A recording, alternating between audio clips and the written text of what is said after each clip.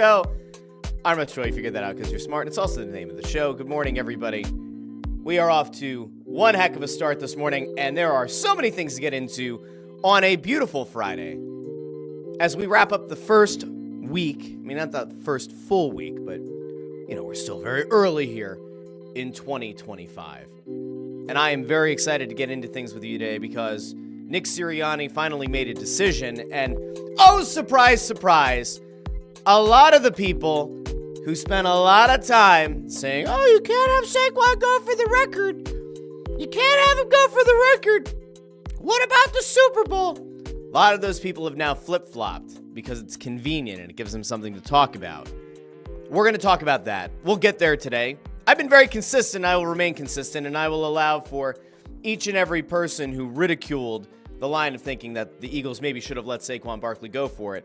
We'll get into that, including Saquon's comments and including some of the comments of his teammates. Both the Sixers and the Flyers played out west last night, and I made the mistake of staying up for both of those games, both of which turned into routs, blowouts, and at least one game exposed a critical weakness in one of the teams. I'd say that one of the teams listen, Steph Curry went 8 for 8 from downtown. I think he became the first player in NBA history to get 30 points on 8 of 8 from beyond the arc, or it might have been having 10 assists and making 8 of 8 from beyond the arc. But anyway, we're going to get to the Sixers. We'll get to the Flyers. We're going to get to the Eagles. Hell is about to descend upon the earth, apparently, because we are going to have to watch Notre Dame and Penn State.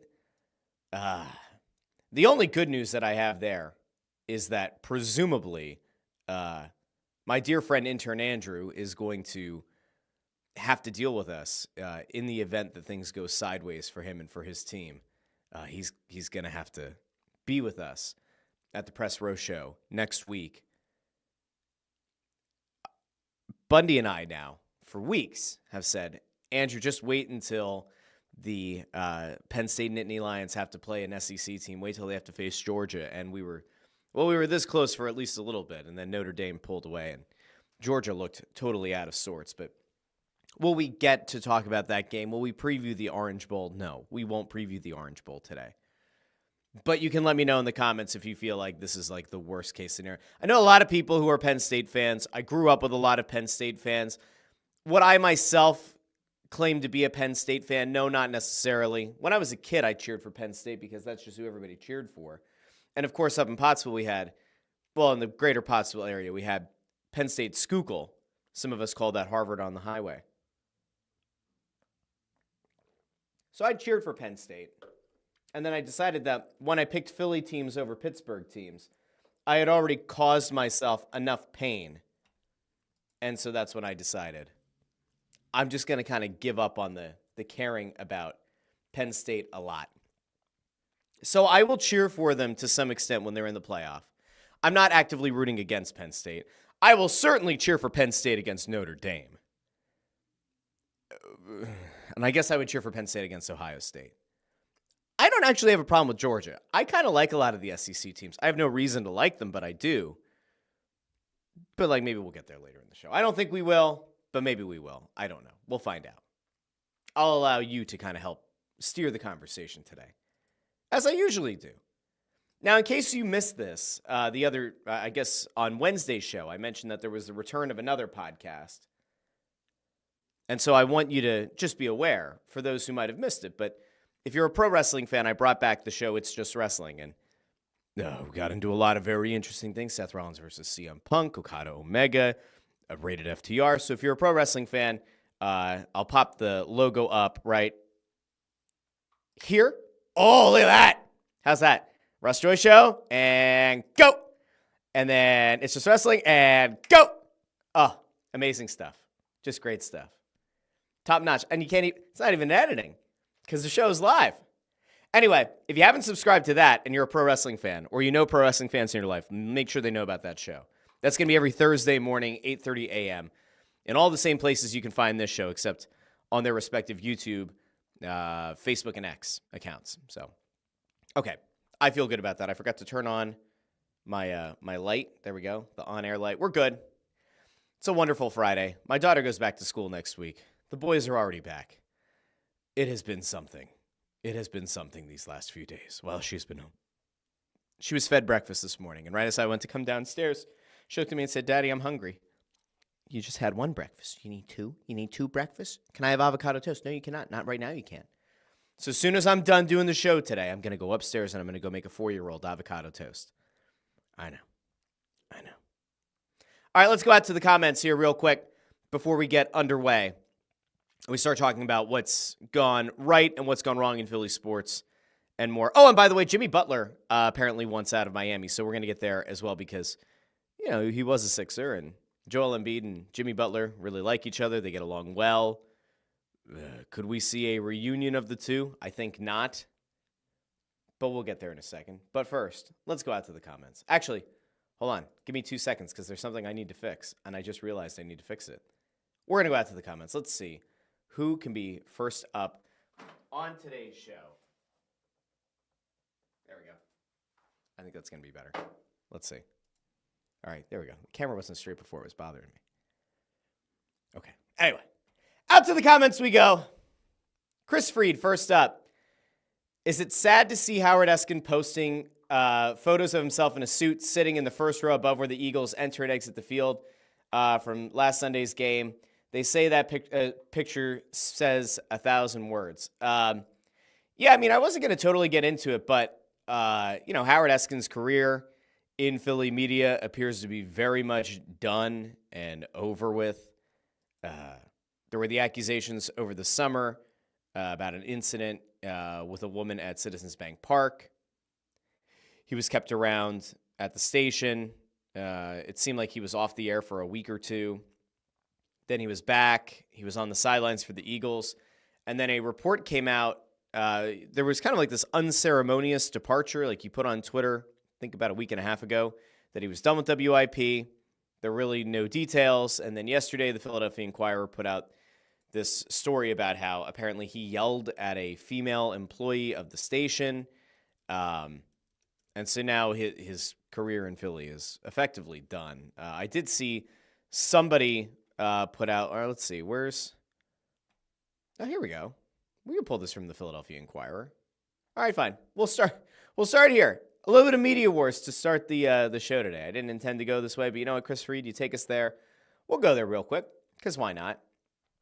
So the Inquirer puts this story out. Here we go.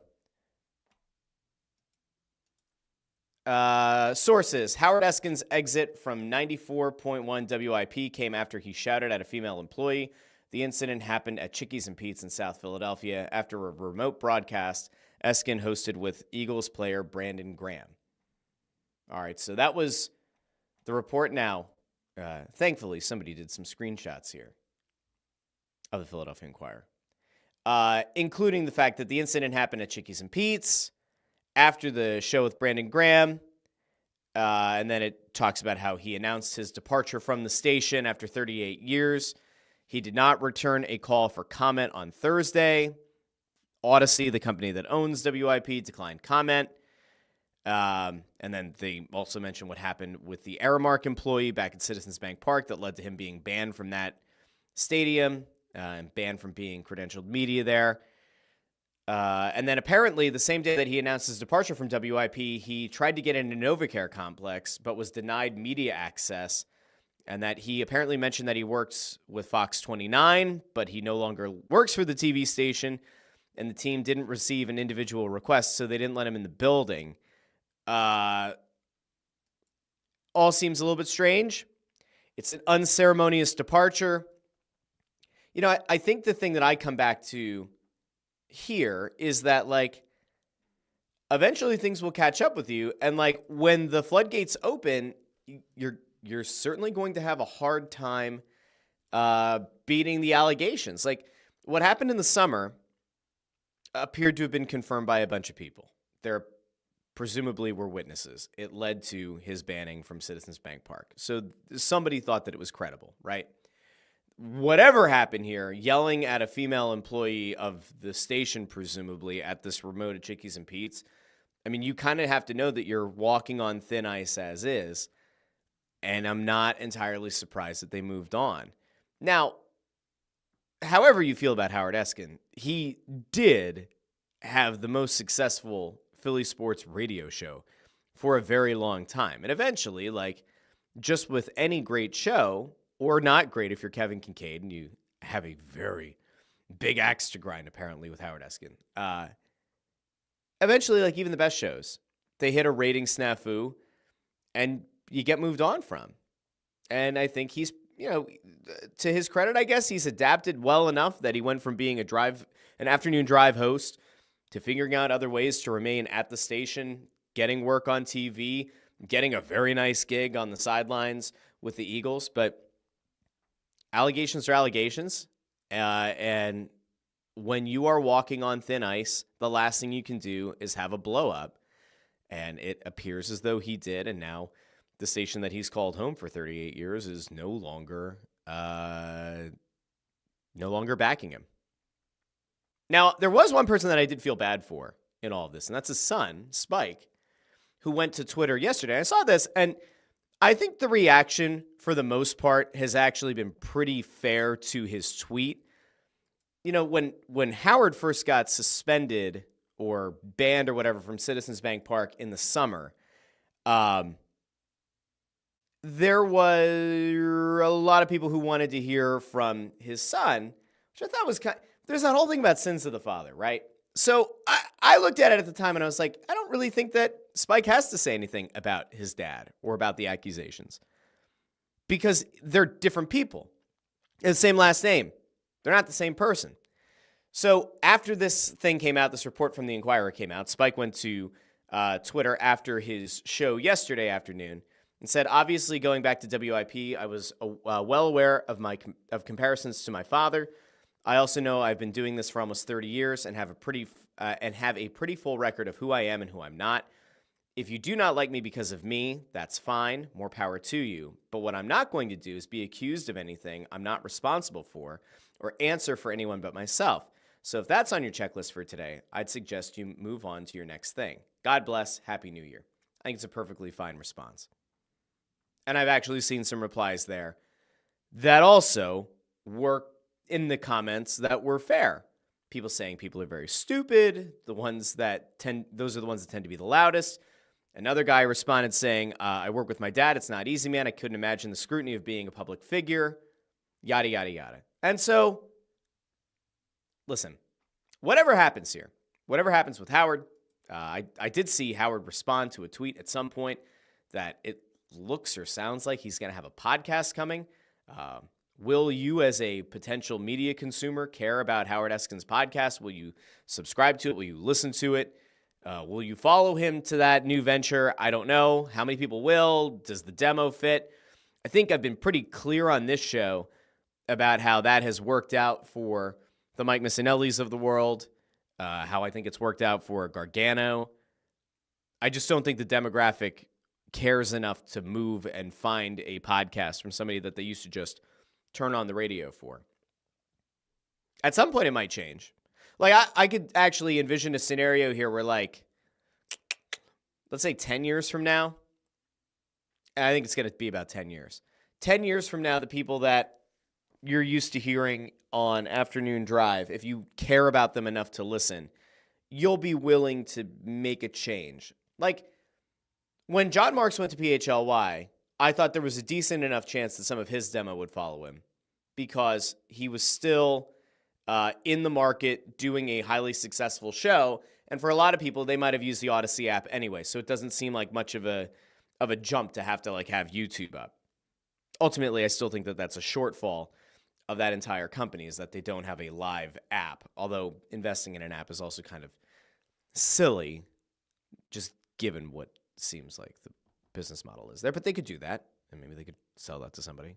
Not getting back into that company again. But maybe down the line, you'll find people who have been successful media personalities in the city. They'll find an avenue to continue on after they leave the radio. I'm not sure that Howard Eskin's going to have the biggest following on a podcast, but I could be wrong.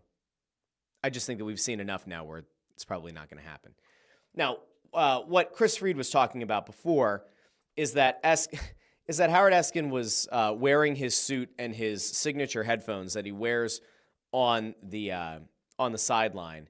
He ended up at the game on Sunday in the front row, and he was wearing his suit and he had his headphones. So I don't know, man. I don't know. It's a bold strategy. I don't think he's going to be able to like leverage his way back into that job. I think it's very much over for him. We'll see where he lands next, if he lands anywhere. If you're 97.5 The Fanatic, don't laugh. Okay, maybe you can laugh. If you're 97.5 The Fanatic, do you have a conversation?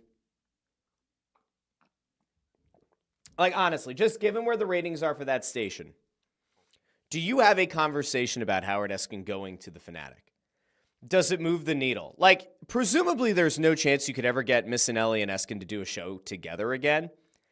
But, like, that would at least be must listen for a little bit. I mean, I've already outlined on this show. I think there's already enough tension at that station between the crossover between the midday show and the afternoon show. So I'm not exactly sure it would work out particularly well if you then added Howard Eskin into the mix. But, man, just as a neutral observer, it would be pretty funny. All right, anyway, we're going to get back to it. Jamie says, I think it's a great example of play bitch games, win bitch prizes. I think she's talking about Howard Eskin there. Peter checks in with a good morning. Jamie with a good morning. Michael Sirkin with a morning. Also said, I believe the Eagles made the wrong decision about not letting Saquon try and break the record. We're going to get there in a second. Ford thinks that Howard has always been a Richard head. Nico with a what up.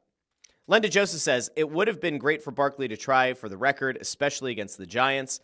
Would have been icing on the cake. Ford says, I never flip-flopped. They should have let him try. Eventually, years from now, Barkley will be frustrated with it. I think he already is. But we'll get there. Ford also says, the issue is football is always dangerous, so to pick and choose when it's too dangerous, I don't like. I actually do want to start there. And we're going to get back into some of the Sixers talk and the Flyers talk, and I saw I'm not going to bring up the one comment here from Chris Freed, but Chris asked about like why Kevin Kincaid seems to hate seems to hate Howard Eskin so much. I don't remember what the backstory is, but he really just doesn't like the brand of sports talk radio that Howard Eskin did, and has like always had an axe to grind with the guy. At least in the coverage on Crossing Broad. I don't know. It feels personal, but I have no idea. I don't remember there being something. If there was at some point, I'm missing it, then apologies for misrepresenting it, but I don't know. He just does not like Howard Eskin.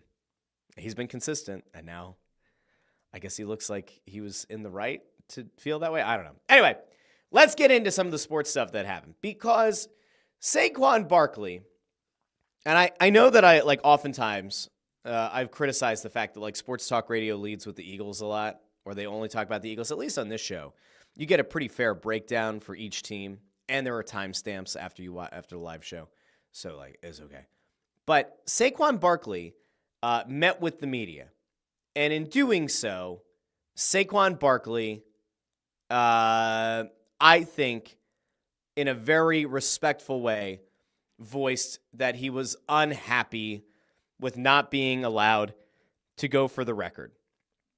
Because Barkley said that he met with the coach, he offered up his thoughts and what he wanted to see out of it, and ultimately he did the team guy thing, the team first thing, and Saquon Barkley effectively said,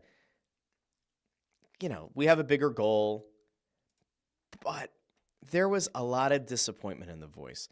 And if you remember the other day, we did this like nice little breakdown of Saquon post game, but I want to go over to what he had to say to the media. I want you to hear, I want you to see, because we're big into body language on this show.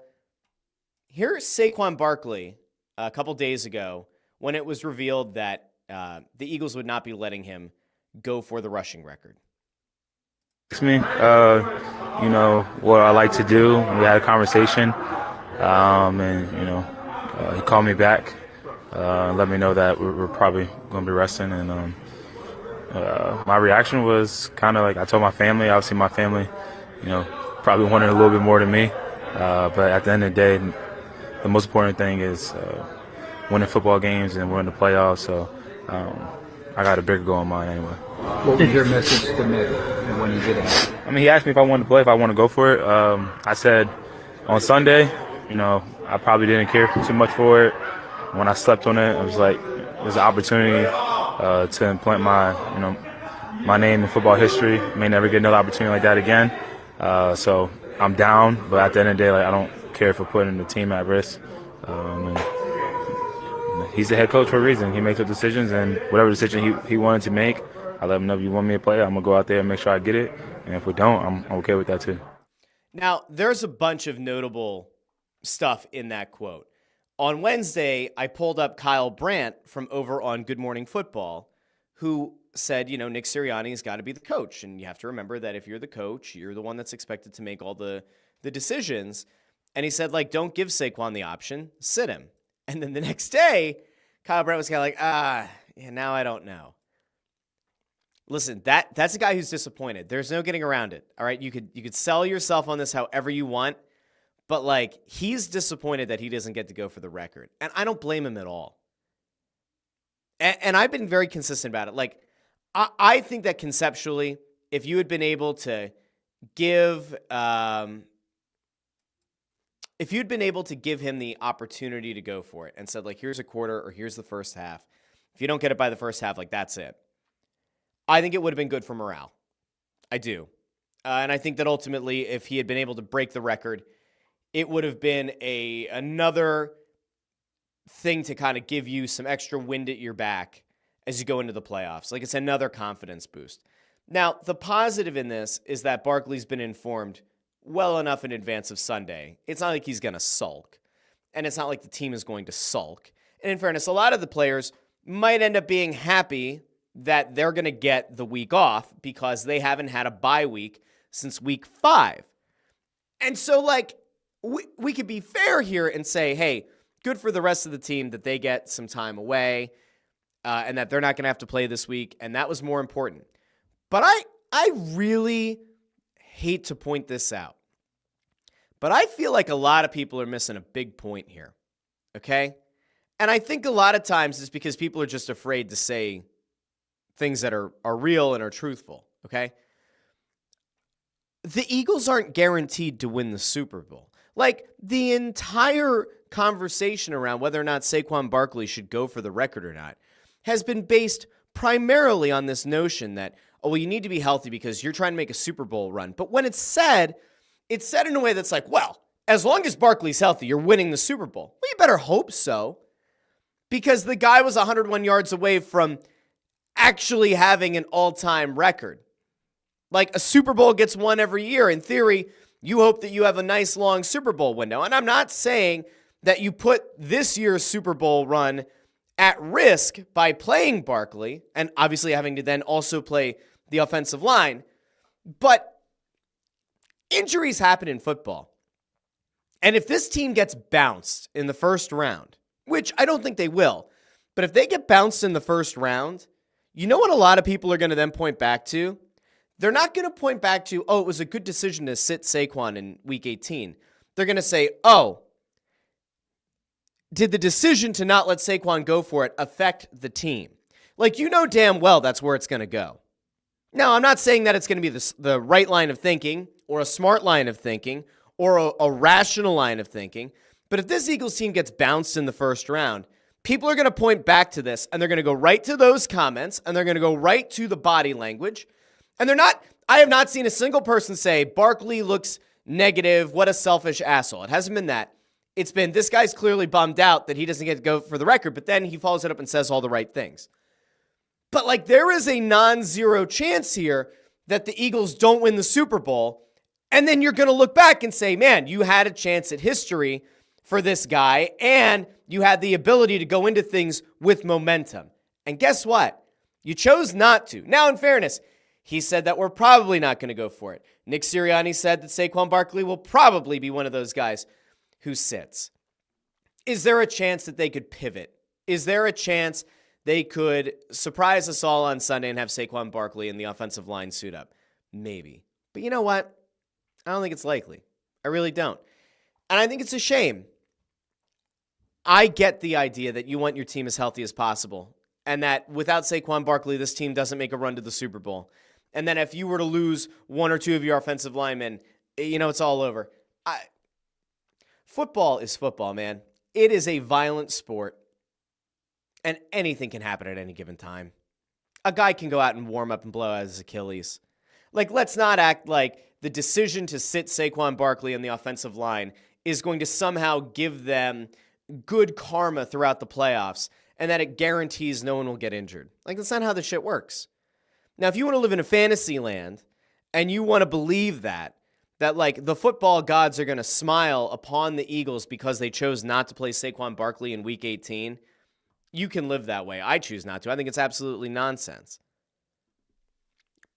But hey, you do you, honey boo-boo. Now, there were some national pundits that also weighed in on it.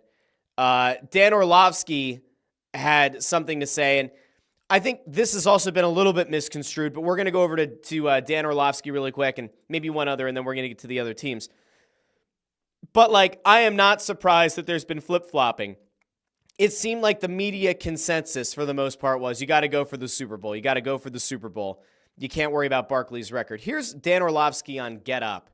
I just want you to hear what he had to say about this decision to not let Saquon go for it.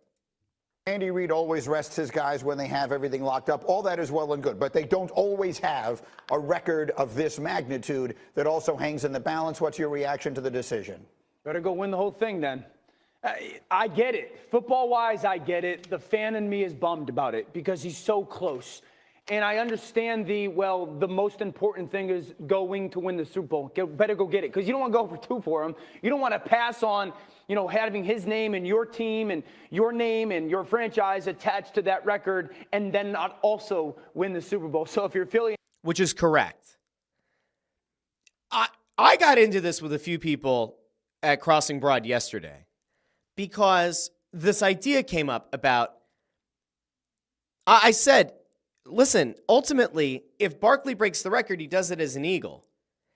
And, there is some kind of prestige for it. And it's a team accomplishment. Sure, most of it is on Saquon for getting the yards. But as Saquon has done all season, he's given credit to the receivers, tight ends, the offensive line, quarterback. Because without them, and without their success in all facets of the offensive game, he doesn't have the ability to go and break 2,000 yards. And I said, well, that's just silly. All right, fine. Nick Sirianni, I 1,000% understand the football element of it. Go win the Super Bowl. I think what we're seeing, though, is also all these coaches and how they view their team do what's best for your organization. Sure. When you look at Dan Campbell and playing those guys last week, knowing that they had this matchup versus the Minnesota Vikings this week, when you look at Andy Reid not playing Mahomes or whatnot, and then you look at Nick Sirianni deciding to sit Saquon Barkley and other guys, you have to do what's best for your team. But I agree with Dan. I'm a football fan. I want to see records get broken. I want to see Saquon eclipse a record that's been set since 40 years ago. Yep. We talked about it the last time I was on the show, 1984. Greeny, that was the year I was born. Yes, you mentioned Not that. ironically. Right. You got to go, because you're taking yourself, also you're kind of taking yourself out of the MVP and the Offensive Player of the Year. You are not conversation. Well, I think he's out of the taking MVP no yourself matter out. what. Yeah, you don't want to look back in February and be like, oh, we didn't get the record, and I know you have to go win it as a team. That's my thing. That there is now even more of an emphasis. Go get one of those done. Go win the Super Bowl. So I get the line of thinking. Now, I saw this get taken the wrong way by a few people locally. I think that Orlovsky's right insofar as, if you've chosen to forego the chance at history, all based on the idea that you're going to go on and not only make the Super Bowl, but win it, then you better win the Super Bowl.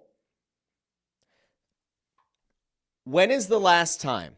Everybody just take a second. When is the last time that you got to witness the potential history that the rushing record could have been? When is the last time as a Philadelphia sports fan that you got to sit down and watch a team and watch a player almost reach that level of greatness? A record that even though it could fall in a couple of years if we get to an 18-game season, this year was Derrick Henry and Saquon Barkley and a whole bunch of other dudes. There's no guarantee that that record gets broken in the next year or two.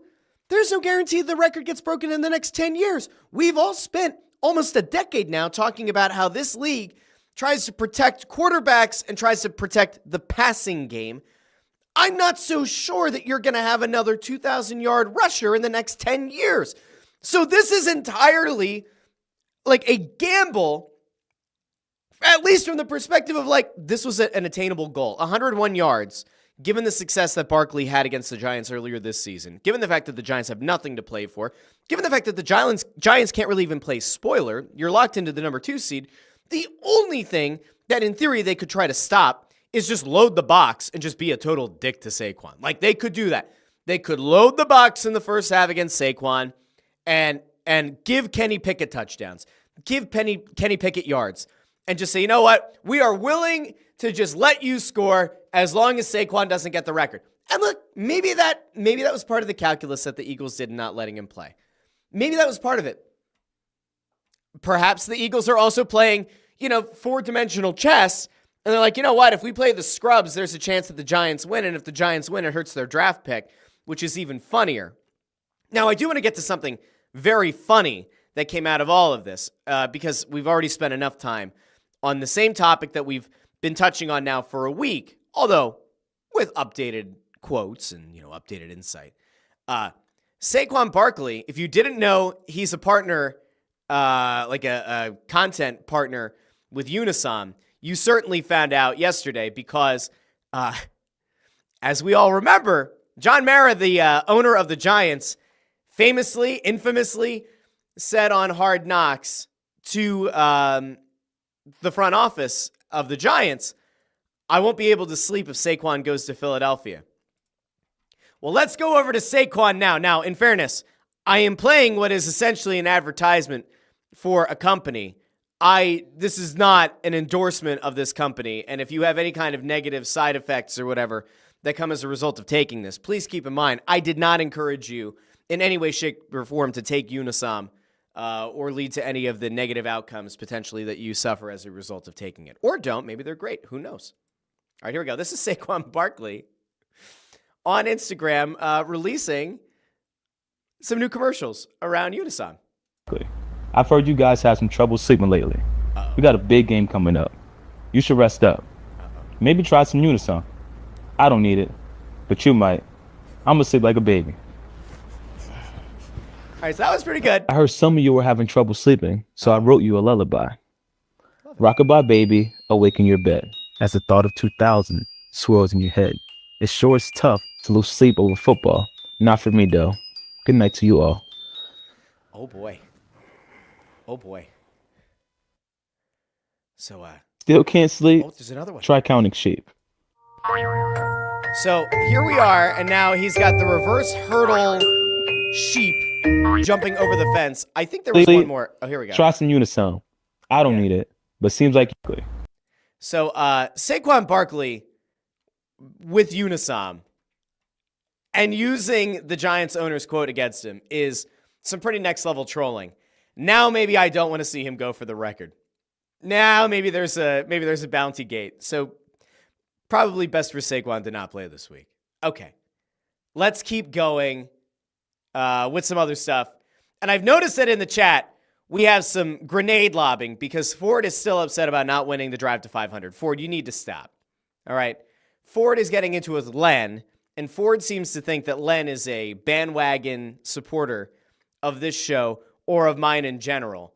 And I am going to throw this up here from Len. He's been following since the early days of the Press Row show. Yeah. Len has been with me about as long as anybody. That goes back to 2018, I think, the original Press Row show. So we're just going to, and if Ford's going to keep, spamming the comments here, I'm going to have to issue a temporary ban to Ford in the comments. It's not about you, friend. It's just not. Okay. Now, I want to get to the two teams that played out west because one got blown out in a very disappointing way, and the other one got blown out in a somewhat foreseeable way. The Sixers, I focused more on the Sixers game last night because I like watching basketball more. Also because I know that the Flyers have an absolute shit show in goal, and I knew I was going to watch the Flyers game this morning.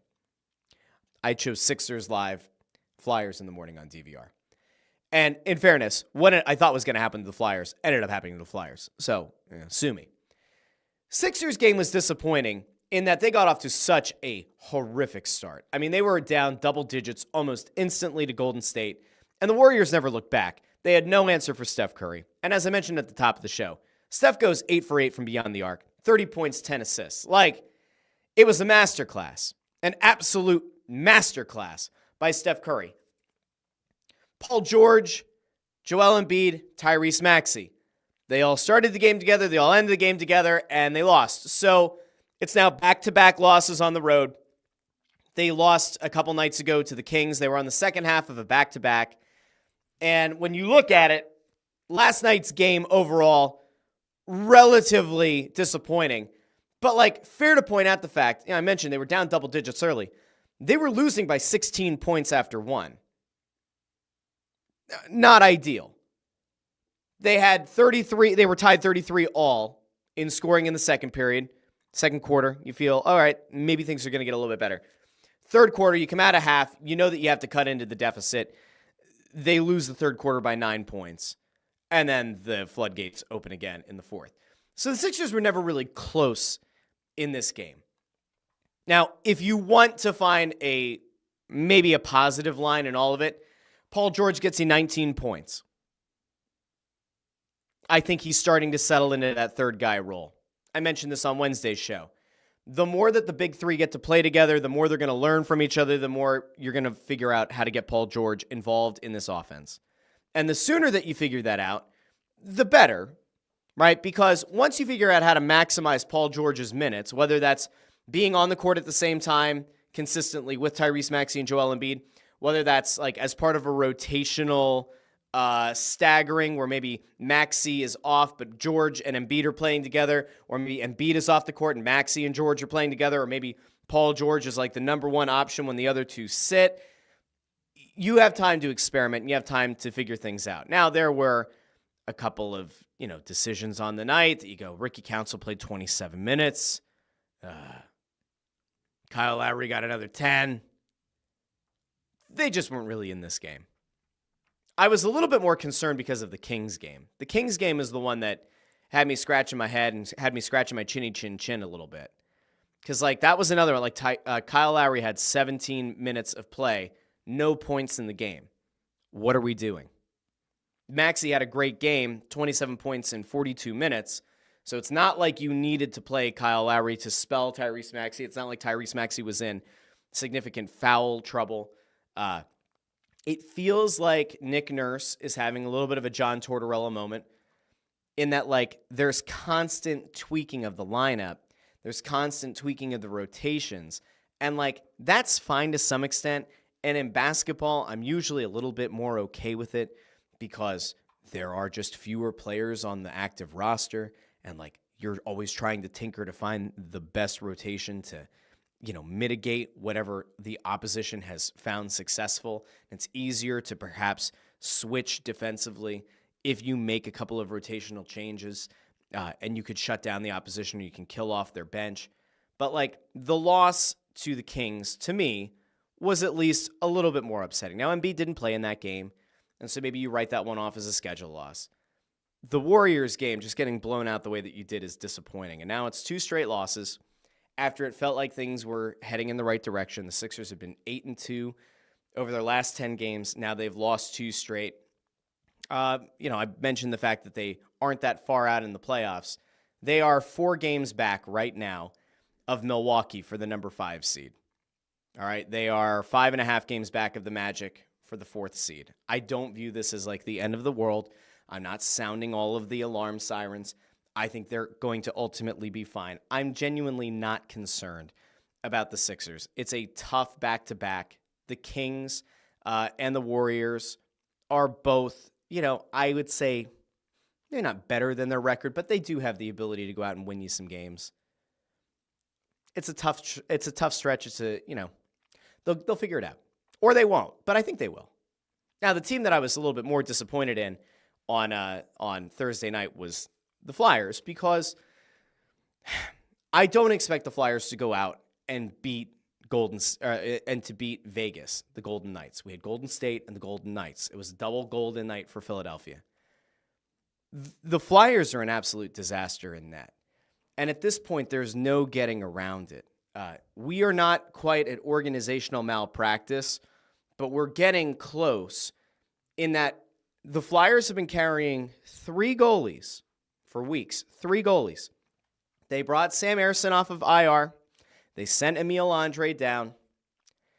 And they decided that they were going to continue to carry 3 goalies. Russ, do you need 3 goalies in the National Hockey League? No, you don't. Russ, is it a good idea or an advantageous thing to carry 3 goalies at the National Hockey League level? No, it's not.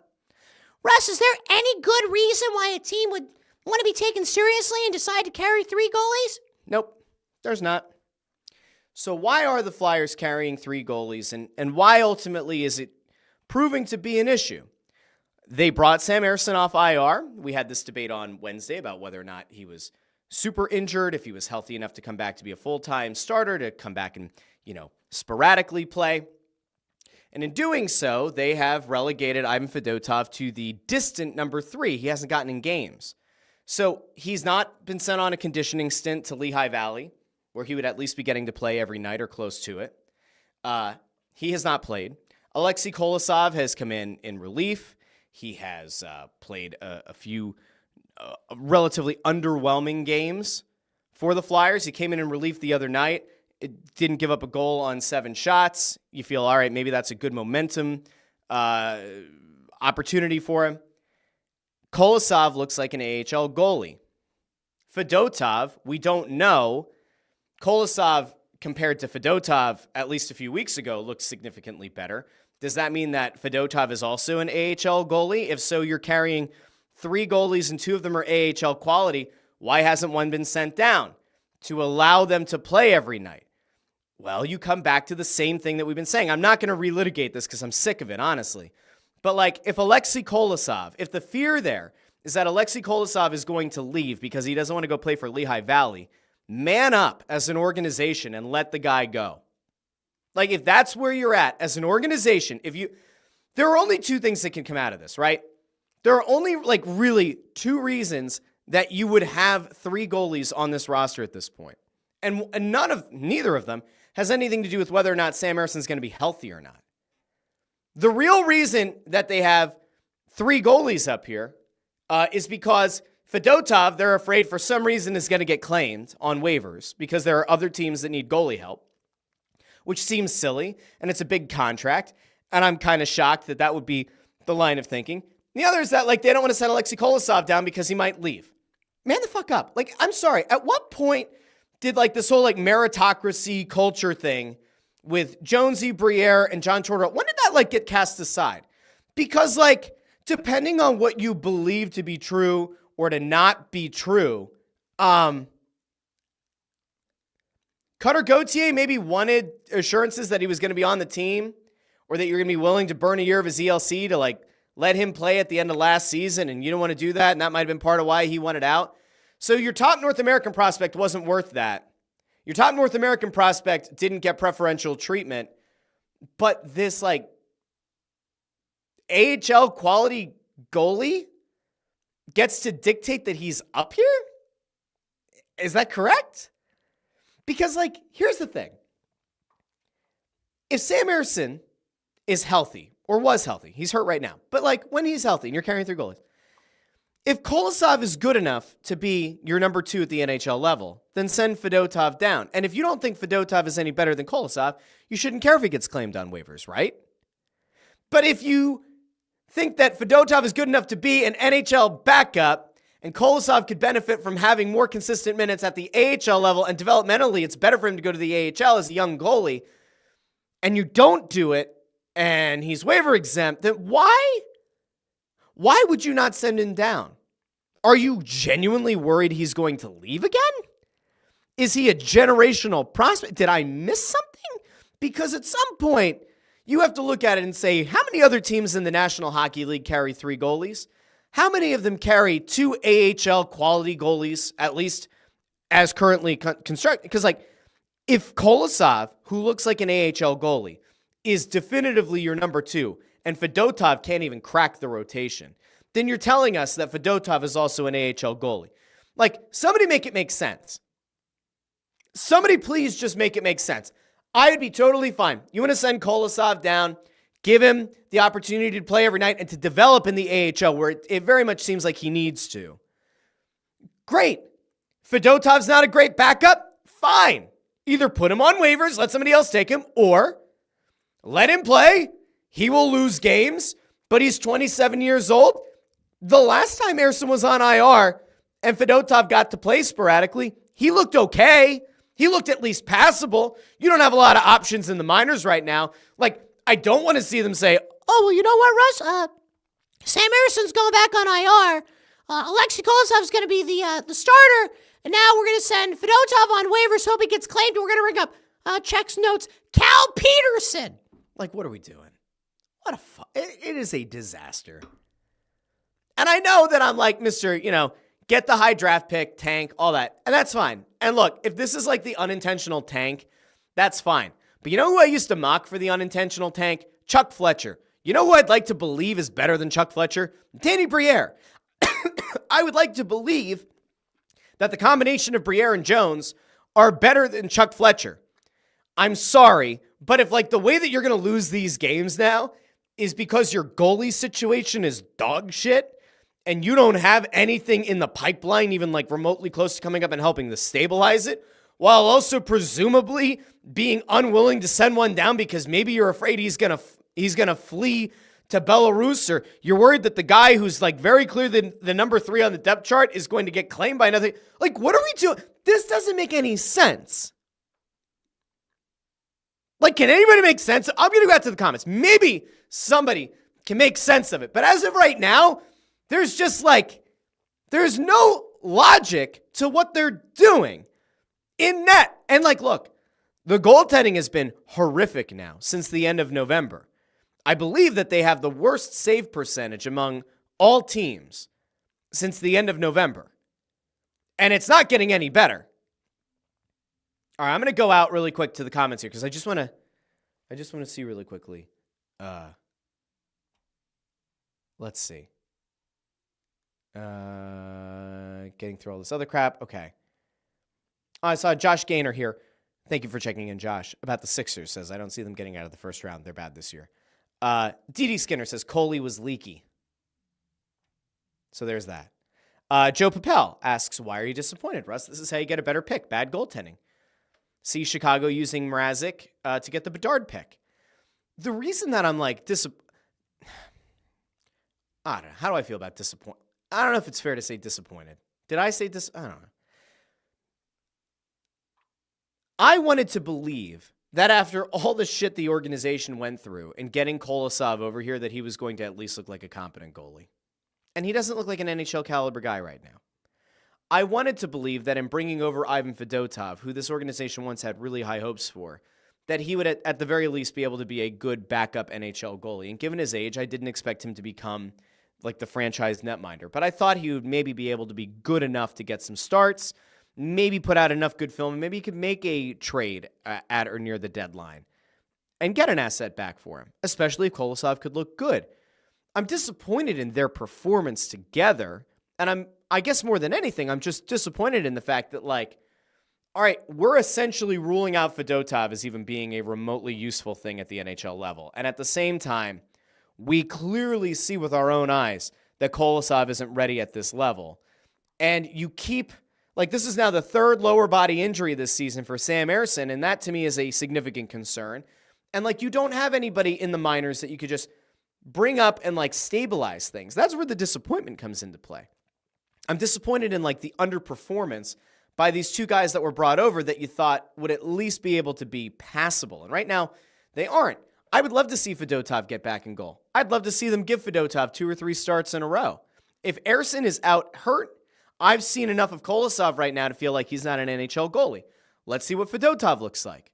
Now again, Fedotov has had stretches where he's looked absolutely clueless, and he's had other times where he's looked largely good. Emphasis on largely because he's a huge human being. Chris Freed says, no goalie, no glory. Flyers are back to where they've been this century.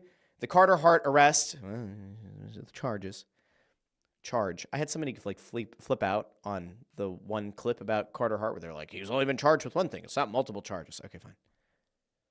Carter Hart arrest is as bad as trading Bob away a decade ago. I mean, it's worse because, like, in theory, there's a victim.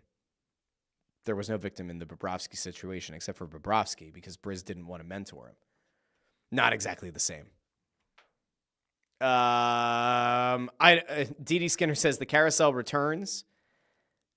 Joe Papel says the goalie isn't on the pro roster. Russ, please stop.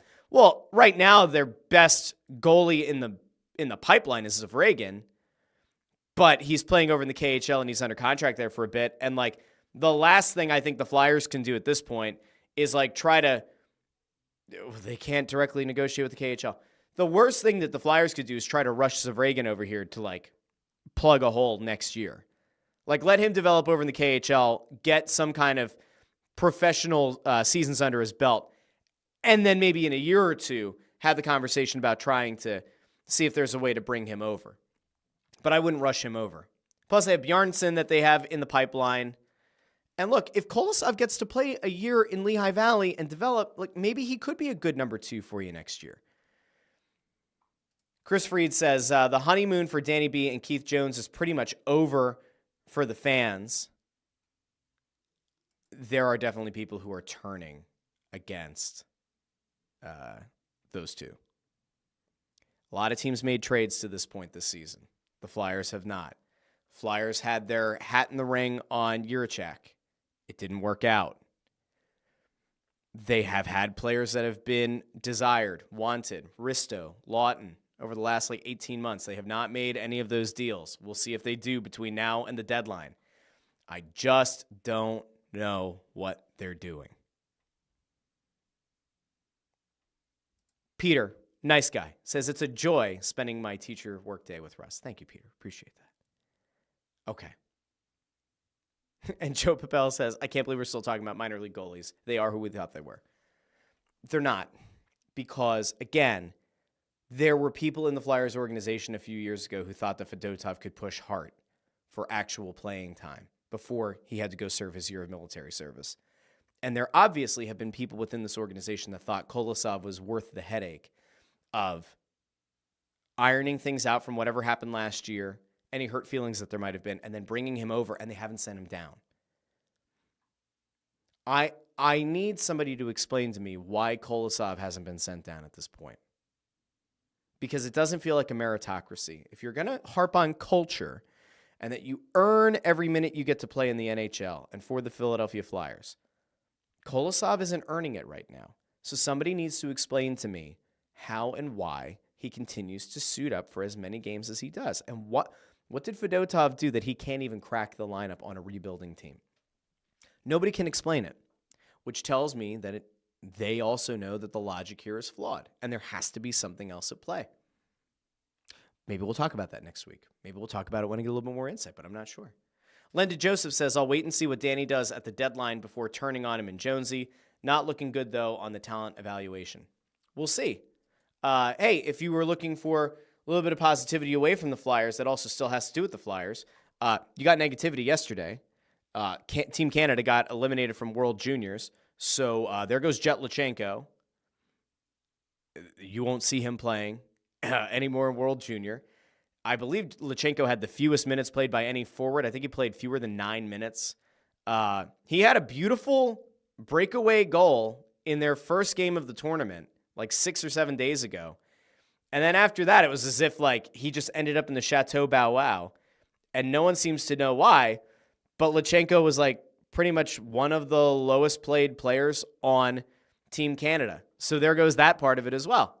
See, we've like ended on a real positive here. A lot of Flyers negativity. I don't know what to tell you. I don't know. Now, what I do know is that the Flyers are also about to enter they're already in the midst of the hellish stretch, but they have 2 games coming up against Toronto. They're in Toronto on Sunday, and then they're home for the first time in a very long time against Toronto again on Tuesday. So good luck there. But I'll be down with the Snow the Goalie crew, and we'll be doing the Press Road Show or the Press Row Show. And hopefully we'll be doing a regular Snow the Goalie next week. It didn't work out this week. I don't know. Joe Papel says Team Canada was a mess. Linda Joseph says Team Canada was a dumpster fire the whole tournament. Yeah, it wasn't good. There were people actively questioning, has the U.S. now surpassed Canada on the international stage for hockey? Good God. All right, that I think is it for today. Eagles-Giants on Sunday. We'll see. We'll finally find out who the Eagles are going to play in the first round of the playoffs. And I'll be back on Monday to break it all down. I hope that you all have a great rest of your day. I hope you have a great weekend. And if you haven't done so already and you're a pro wrestling fan, make sure you go check out It's Just Wrestling. I dropped a new episode on Thursday.